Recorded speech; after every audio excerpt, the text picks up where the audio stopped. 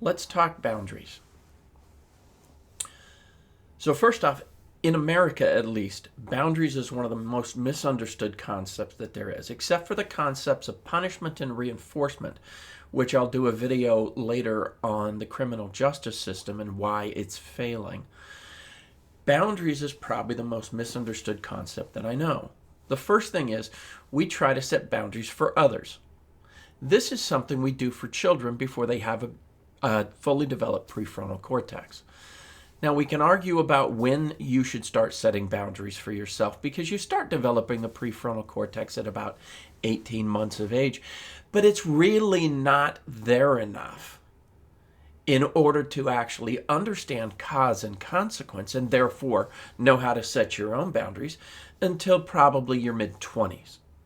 This is why we set a time frame and say you're not an adult until you're capable of understanding this and making decisions for yourself. Now, we changed the boundary of when you become an adult, and we moved it down to the age of 18.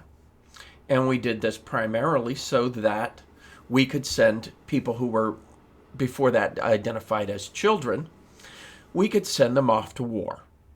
They couldn't vote, but we could send them off to where they would face all the trials and tribulations of war. And in order to justify that, we started calling them adults.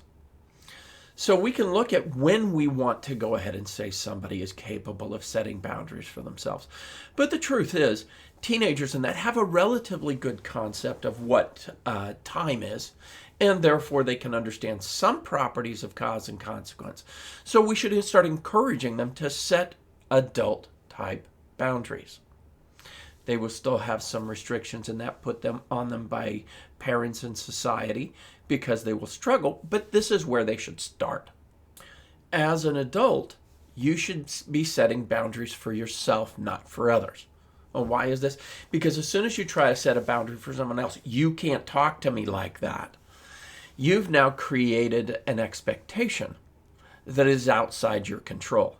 And when you do that, you end up leading to a sense of helplessness and frustration, which often leads to conflict.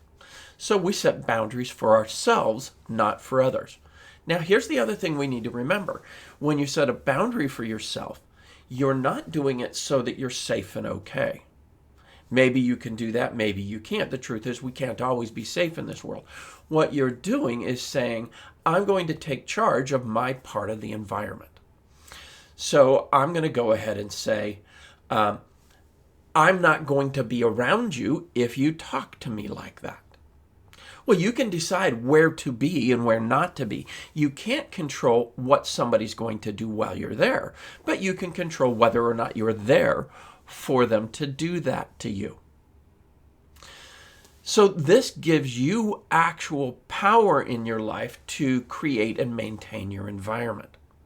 This is something that is absolutely within your control. But why are you doing this? You're not doing it again so it can be safe. You're doing it so that you can treat yourself and others the way you believe is appropriate. Now here's the challenge. In order to do this, you actually need to know what you think is appropriate, not just what feels good. I got to tell you that I've never had a time where I've had a boss tell me that I'm doing something wrong at work and felt good about it. It always felt bad. But it was totally appropriate for bosses to make a judgment call about what was healthy or unhealthy, good or bad in the work environment. That's their job. So having something that feels bad isn't necessarily something that is inappropriate or unhealthy. So we need to be able to do this. When you set a boundary, you're setting it for yourself so that you're living up to your values and your expectations, not so that you feel good or even necessarily that you're safe. If you look at soldiers, if you look at parents, if you look at things, they will put themselves in a place where they might sacrifice themselves and be completely unsafe because it absolutely adheres to their boundaries. When people talk about these things, one of the things I always say is, who would you be willing to give up your life for? Everybody has someone or something that they'd be willing to sacrifice themselves for. If your goal in life is just to stay alive, first off, we're all failures because all of us will eventually face that time of life that we no longer stay alive. But it is also not living. There is more to life than not dying. So we need to be really careful about this. We need to live according to our values, not just escape discomfort or a sense of threat. So boundaries are to treat ourselves and others the way we desire according to our values. And the kicker is you need to know your values. This is something that a lot of people struggle with. But we'll put that aside because that's another video as well. So right now we're just talking about how do you set and maintain a boundary. You set and maintain a boundary by identifying what are your skills, what are your powers, what are your resources, and what can you control. And then you create an environment that allows you to live within that environment to the best of your ability according to your values. So I've got a boss that I don't like. He frustrates me. It makes me upset. And I say, if you don't treat me better, I'm going to quit. But I can't afford to quit. So that is not a boundary that I can set. I need to set boundaries that are actually within my power to control them. So my goal to set a healthy boundary may be to gain new employment options and say, if you don't treat me better, I'm going to go ahead and take the job at this place that I already have lined up. So you can treat me better and pay me what I desire, or I'm going to go over here and work for them. Don't set a boundary until you're capable of enforcing it. Because if you do, you're going to teach others to ignore what you say about your boundaries. The other one is you need to set boundaries according to the life dimension that is in. If you are feeling uncomfortable emotionally, you need to set emotional boundaries, not physical boundaries, unless you are absolutely incapable of setting an emotional boundary. So I have somebody who talks down to me on a regular basis, but they do it at work or they do it at an activity or something that I really want to be involved in. I need to be able to set an emotional boundary and learn how to be okay when someone else is a jerk, rather than avoid all jerks. Because here's the problem. No matter where you go or what you do, you're probably going to run into somebody who either is a jerk or acts like a jerk sometimes when they are stressed. So you can set physical boundaries. I'm going to either be in a place or not be in a place. I'm going to do something. If you attack me, I will fight back. These are physical boundaries that you can set, but you need to set physical boundaries when it's a physical issue. You need to set mental boundaries when it's a thinking or a cognitive issue, emotional boundaries when it's an emotional issue. Now, if you don't understand what I'm saying with this, because we don't teach it well in America, we need to understand how to identify and set internal boundaries as well as external boundaries.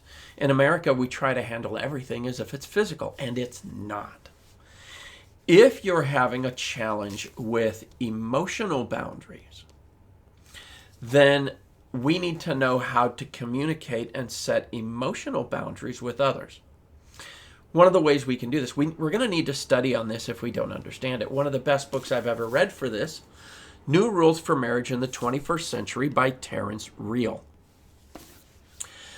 In this book, it explains how to both identify what is an internal boundary and how to communicate internal boundaries to others in a relationship. With a healthy internal boundary, and he describes this, you have the miraculous new freedom to simply stand still and be present. You don't need to run away. You don't need to change your partner. You don't need to get them to think or feel or act differently.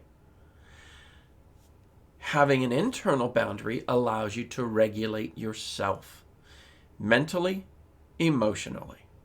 Now, if you're having problems understanding yourself, your beliefs, to stay present and be aware of who you are in this moment. One of the best books I've ever read for this is The Miracle of Mindfulness by Thich Nhat Hanh. Now, again, I'm not necessarily promoting either one of these books, even though I find them incredibly valuable. What I'm saying is, if you don't understand how to set boundaries in specific life dimensions, such as mental boundaries, emotional boundaries, spiritual boundaries, if you try to set boundaries always by changing things physically, you're going to need to develop new and additional skills, and you're going to have to go get new information to do this. So let's give some very specific examples. I would teach groups and I would do this, and sometimes people would just sit there silent. And here I am facilitating a group, and I have this drive to make people interact. So I'm having an emotional discomfort because of the silence of the members of the group. And I'm going to try and solve this physically by making others change, something outside myself. I have no power to make others change. So I end up feeling frustrated,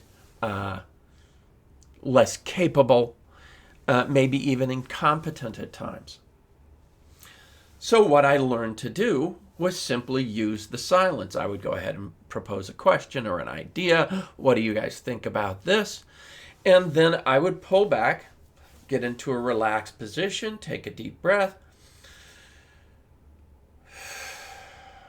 get to a place where I was okay inside. I no longer felt the need to make others change. Now, the great thing was I was actually doing this to be a better present and a better facilitator. Most of the time, by the time I was okay, somebody else would start speaking. So the problem actually solved itself. When that did not promote a discussion, then I would be able to come at it cognitively, and I would think up a new idea, a new question, a new example, and I would present that to the group and see if that sparked a conversation. Generally speaking, if I used these two tools, and only these two tools, relax myself, be okay in and of myself, and be comfortable with a little bit of silence. And then if that didn't work, present a new idea. By the time I did those two things, it virtually always solved the problem of getting additional participation in group. Now, if that didn't, I would simply ask the group, I'm asking questions and nobody's talking. What's going on that's prompting you not to be involved in the group?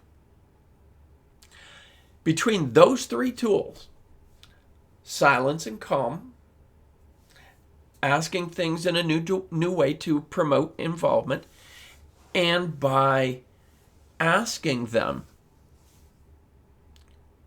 what was the block to involvement, I've never had a group that didn't get involved in a discussion at that point in time. So here's the thing. I wasn't trying to control them. I created space and an opportunity for them, but it was completely up to them. What I controlled was myself. When I controlled myself, I had a change in the environment. When I tried to control them, I would often get resistance because no one likes to be controlled. So, emotional control, I gained stability. I relaxed, calmed, and became comfortable with silence. An emotional boundary. Mental. I accepted the fact that maybe my question wasn't appropriate for the group. I asked a new question in a new way and allowed them the opportunity to interact with that. And if I failed in those two, rather than taking it personally, so I had an emotional boundary with relaxation, a mental boundary with changing my question, and then a spiritual boundary. Rather than judging myself or feeling bad about this, I simply allowed them to participate by asking, I've tried multiple ways to involve you. What is the block? What is the resistance? And I didn't assume it was about myself, my quality, my capability. I didn't assume anything about me. I put the question out without assuming anything about anyone. And I simply asked what was the reason for non-participation. Between these three tools, emotional, mental, and spiritual boundaries, I found that I always got the result that I wanted in my environment or the physical interaction with the group. Now, if you're still struggling with this, that's okay. Identify a way to, again, find out information that's good for you in these specific areas. Now, if you're trying to deal with yourself, it would be a spiritual boundary. You're trying to come in contact with yourself and stay in contact with yourself during stressful situations. Again, meditation, mindfulness, this type of training, absolutely fantastic. Again, the best book I've read for myself is the material from Thich Nhat Hanh in Miracle of Mindfulness. It was a great introductory space. When I wanted to understand how to be in an interaction with others and maintain either mental communication or interpersonal boundaries, then I get something on relationships. Again, Terrence Reals material, anything by Dr. John Gottman, including 7 Principles of Making Marriage Work, The Relationship Cure, any number of other materials by Gottman, does a really great job of helping identify and maintain these boundaries.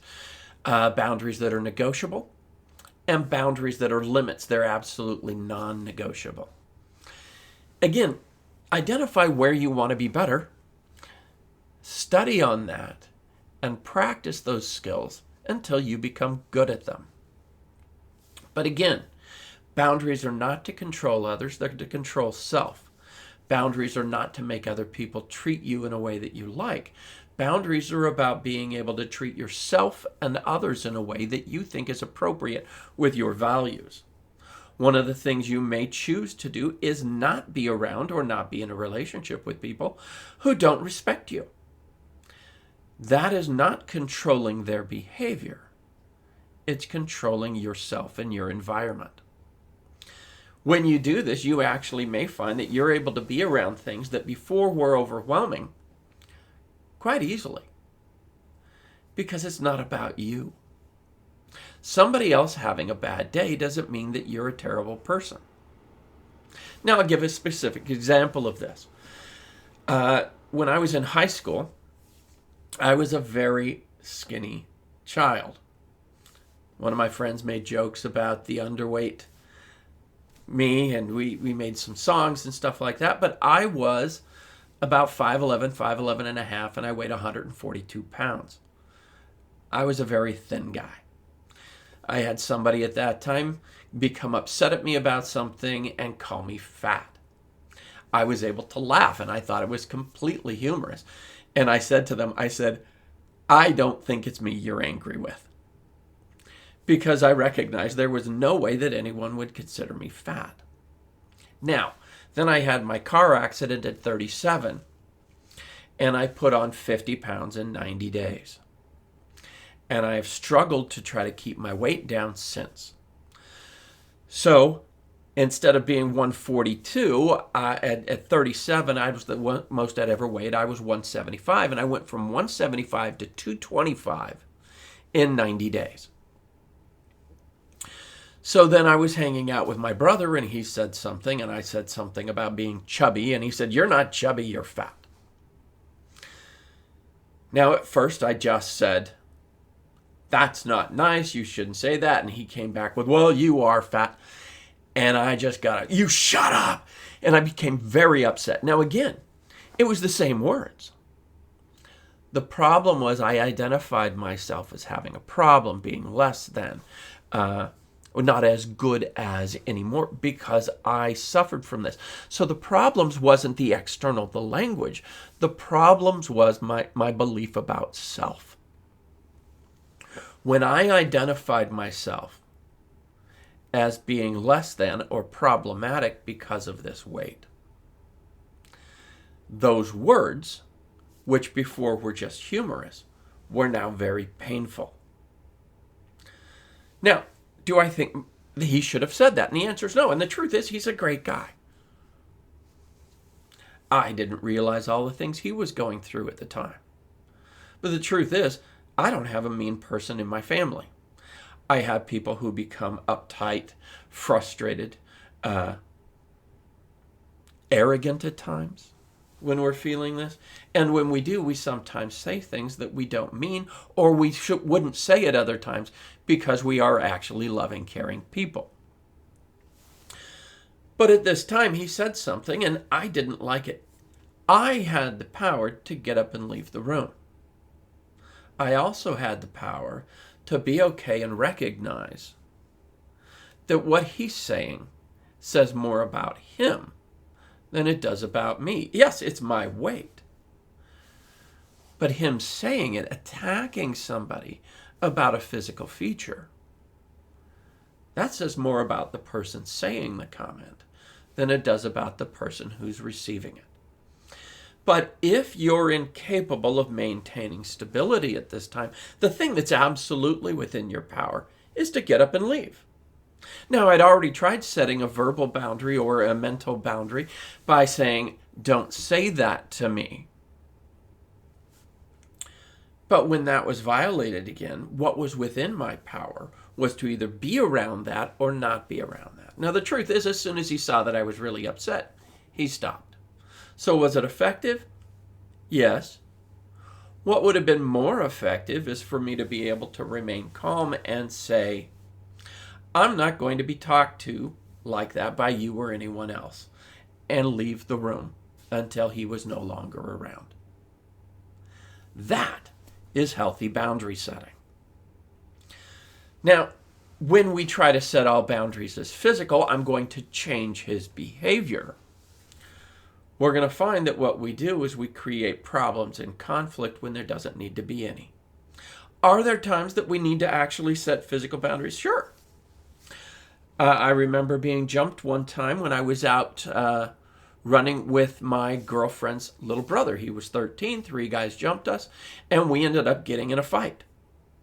It was appropriate at that point to fight back because that was a physical violation that needed to be dealt with physically. My brother's comment was not a physical violation. It was a mental, verbal, or emotional violation, which meant I should have handled it in one of those ways. I became emotionally distraught. If I wanted to feel better, I needed to set an emotional boundary and take care of myself, not deal with my brother.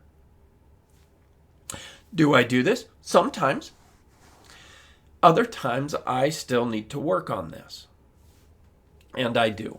I do it by reading. I do it by studying. I do it by talking and teaching others. I do it by working on these other things. But remember, as an adult, boundaries are things that are within your control, allow you to treat yourself and others the way that you desire, and that deal with the dimension in which they exist. I can go on a lot of other things about specific boundaries and stuff, but I'll just say I've done this in groups, and I had one, a mother trying to set boundaries with her children, and they were relatively more grown-up children, but they were still children, not yet adults and not on their own. I remember her coming back to group and saying, I keep setting boundaries and they keep violating them. And I said, then it's not your boundary. What you're doing is you're asking someone else to set a boundary so that you're okay. The problem is you're asking people who have already shown that they're either incapable or unwilling to set boundaries. In this case, you need to be able to set a boundary. Now, this was an argument about the use of the phone. And I simply said, is it on your account? Yes, it is. And I said, can you turn it off? Well, yeah. Okay, so instead of telling them over and over again to have healthy boundaries and to set limits on their phone use, you simply, if they violate that boundary, you turn it off. That is an activity completely within your control that actually deals with the issue where the problem exists. You become incredibly successful. Now, when they come back and say, how can you do this? How can you turn off my phone? You violated the rules, the boundaries. If you want access to a phone that I'm paying for, you will respect the rules and the boundaries that I create. Now, if you have any more questions about boundaries, please go ahead and make some comments. We'll go ahead and come back to this. I would love to be able to deal with specific issues, but this is it. Boundaries are about self, not others. Boundaries need to be dealt with in the dimension that they exist, and they need to adhere to your values so that you treat yourself and others the way that you desire. I can go ahead and post some other things about healthy ways to set boundaries, but the truth is that should probably be a completely different video. So if you have something and you're saying, I really want to know how to set a boundary in this situation, we can do that. Until then, go ahead and study, learn, and get whatever understanding and advice you want, and practice. And here's the thing. Boundary setting, like anything else, is a skill. I'm not going to give you a basketball or a golf club and expect you to go out and be professional your first day. Don't expect yourself to be professional setting boundaries your first day. And remember one other warning thing. When you haven't set boundaries, you're going to have a tendency to set boundaries harder and harsher than you probably need to. Once you become really good at boundaries, you're able to set them to the level that they need to be set at the time and the place where you need to set them. But go ahead and give yourself some grace in the learning process and know that if you set them too harsh in the beginning, that's the way human beings do this. That's not an excuse to do it, but it's also a reason not to judge and punish yourself during the learning process. Have a good day, have fun setting boundaries, and hopefully this was beneficial to you. Thanks.